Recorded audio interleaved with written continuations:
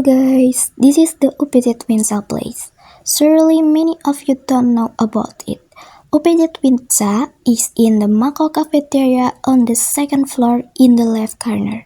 You can collect zakat our info at UPZ Winsa. Well, you'll definitely be curious, right? UPZ Winsa looks like that. How about it? Let's watch the video after this. Oke guys, hari ini kita ada di UPZ Winsa mau melakukan vlog atau wawancara dengan Bu Aziza dan teman-teman. Untuk pertanyaan pertama, kalau boleh tahu UPZ ini berdiri sejak kapan ya? Jadi awal mula UPZ berdiri itu sejak sekitar Maret 2019. Awalnya itu bukan UPZ, jadi awalnya itu PPZ, pusat pengumpul zakat. Terus kemudian karena tidak ada legal standingnya, maksudnya tidak ada landasan hukumnya PPZ itu, jadi dikatakan tidak legal untuk mengelola zakat. Makanya pada tanggal 15 Oktober 2019 itu PPZ melegalkan diri menjadi PPZ dengan cara ke Basnas Jatim, Basnas Provinsi Jawa Timur untuk jadi PPZ-nya Basnas Jatim. Jadi awalnya PPZ kemudian jadi PPZ. Jadi kalau ditanya tanggal lahirnya sebenarnya PPZ ada di sejak Maret 2019, tapi baru punya legal standing tanggal 15 Oktober 2019. Berarti masih baru-baru ini. Baru sekitar beberapa tahun. Jadi UPZ ada itu juga karena memang keresahan dari dosen jadi keresahan dari beberapa dosen yang merasakan bahwa banyak sekali mahasiswa yang di tengah semester itu mereka kesulitan untuk bayar UKT. Jadi dari situ ada upaya atau inisiasi dari beberapa dosen untuk membentuk lembaga zakat. Jadi kan masa gak ada lembaga zakat gitu kan? Jadi membentuk lembaga zakat yang peruntukannya memang diperuntukkan untuk membantu teman-teman mahasiswa yang memang kesulitan dalam bayar UKT. Memang dari awal tujuan pembentukan UPZ itu seperti itu. Tapi untuk program di UPZ ini hanya jalannya untuk pembayaran atau meringankan UKT? Awalnya dari beberapa tahun, kayak 2 tahun berjalan, memang UPZ itu kan kalau dari 2019 sampai 2020 itu memang perolehan UPZ kan masih sedikit, jadi masih sekitar sedikit, jadi memang itu khusus untuk bayar UKT. Tapi setelah 2 tahun terakhir ini peruntukan UPZ itu sudah mengembang. Jadi kita ada 3 program yang pertama itu untuk bantuan UKT itu adalah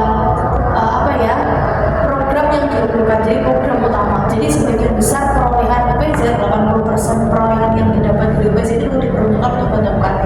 Kemudian program yang kedua itu program sosial kemanusiaan. Jadi kalau sosial kemanusiaan ini kaitannya itu dengan kayak bantu mahasiswa yang sakit, kecelakaan, kemudian dosen atau teknik yang sakit, yang kecelakaan, kemudian keluarganya meninggal, biasanya itu.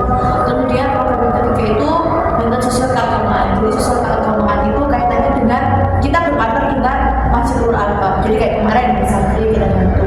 Kemudian setiap bulan kita masih operasional ke Masjidul Albab. Terus Ramadan, acara Ramadan dan sebagainya. Biasanya kayak kegiatan-kegiatan keagamaan yang melibatkan Masjidul Albab, biasanya dananya Berarti untuk jalannya di UPZ ini pengumpulan dananya itu juga bagaimana Bu? Jadi kalau pengumpulan dananya itu memang kita potong gaji.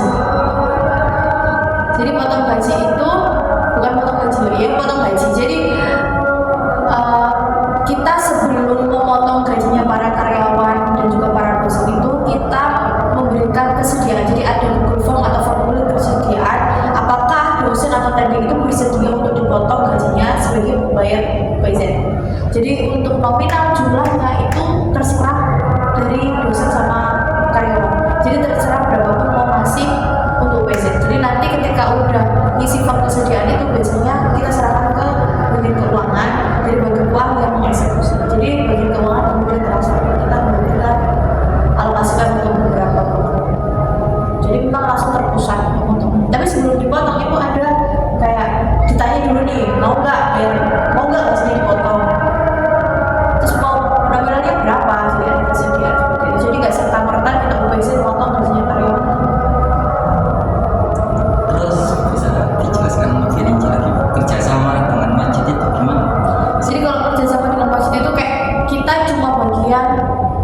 dananya, kemudian pelaksanaan atau eksekusinya itu pihak masjid.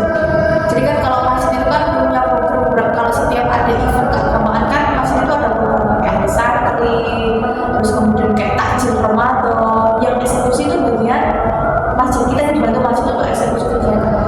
Jadi kita cuma bantu dana dan bantu sedikit kayak ya bantu kan, soalnya memang stafnya kan cuma saya sama wadik dua masing-masing fakultas. Jadi kalau ada dua masing-masing kan nggak mungkin ikut terjun ke lapangan. Jadi biasanya saya sama pihak berpartner dengan pihak masjid untuk kegiatan sosial keagamaan lain. Ya biasanya itu yang sering, yang setiap tahun itu takjil itu pemberian takjil di dua masjid, masjid sendiri sama masjid rumahnya.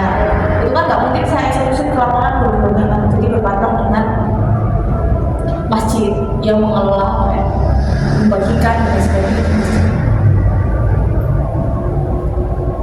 Nah, jadi selama ini kalau Ibu rasakan ada nggak kendala-kendala gitu?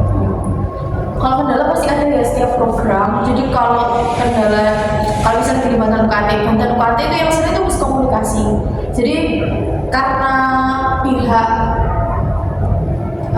penyeleksi atau pihak yang memegang kendali itu pada dua masing-masing fakultas, jadi kadang itu perolehan antara fakultas satu dengan fakultas lain kan gitu.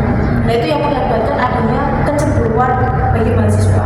Padahal itu memang kebijakannya masing-masing fakultas, jadi kita nggak punya kendali apapun. Kita percaya bahwasanya memang yang punya informasi rinci atau yang lebih tahu tentang mahasiswa kan masing-masing fakultas. Makanya kita menyerahkan ke masing-masing fakultas tadi.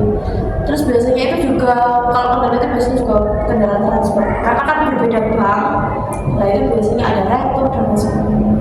Kalau sosial kemanusiaan itu kendalanya itu karena memang harus ada pengajuan, jadi nggak bisa langsung hari itu dieksekusi. Jadi kalau kematian kecelakaan kan biasanya membutuhkan hari itu juga kan. Tapi kadang karena butuh ACC dari waret 2, jadi butuh waktu. Kalau masjid sejauh ini tidak ada kendala. Jadi paling kendalanya kalau takjil itu, kalau takjil Ramadan mungkin salah pesen dan sebagainya. Jadi salah pesen, kemudian kan kalau di sini kan ada kantin, seharusnya itu diharuskan pesan di kantin. Nah, kadang itu ada double, udah pesan di tempat ini tapi pesan lagi di tempat ini. Nah itu juga bikin konflik juga. Bagaimana hubungannya program yang dilaksanakan UPZ dengan generasi milenial?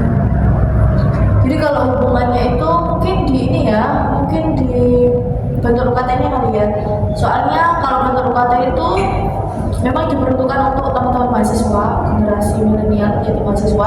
Jadi kalau hubungannya berdampak positif, kurang lebih berdampak positif, dan kita berharap itu berdampak positif terhadap ya mahasiswa bisa kuliah lagi. Kemudian kalau apa sih kaitannya dengan juga penyebaran informasi juga kan lewat sosial media. Jadi yang paling memegang kendali sosial media kan sejauh ini itu generasi milenial yang lebih besar kontribusinya atau lebih besar kaitannya dengan sosial media. Jadi itu aja sih. Kalau yang lainnya, kalau soal manusia kan dengan seperti itu kan biasanya atas pengajuan. Jadi bukan kita memberikan informasi itu enggak, karena ada suatu kasus kemudian diajukan. Kalau yang Banten UKT kan benar-benar disebar informasikan lewat sosial media dan memang ditargetkan untuk teman-teman mahasiswa. Ya, ini terakhir mungkin Ibu ada yang ingin disampaikan mungkin kepada dosen maupun mahasiswa. Yang dosen kan ikut terlibat dalam membantu mengumpulkan dana untuk mahasiswanya.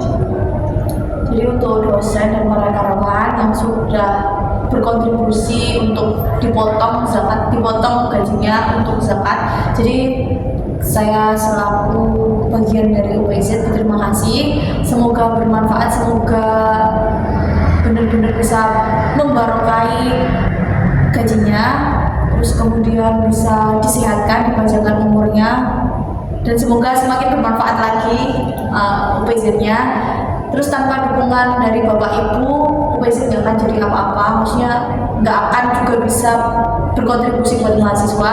Jadi peran kendali dari UPZ itu sebenarnya dari Bapak Ibu, dosen dan juga karyawan di UPZ. Kalau di mahasiswanya Ya manfaatkan sebaik mungkin. Kalau misalnya memang membutuhkan silahkan diajukan. Kalau memang tidak membutuhkan tolong jangan.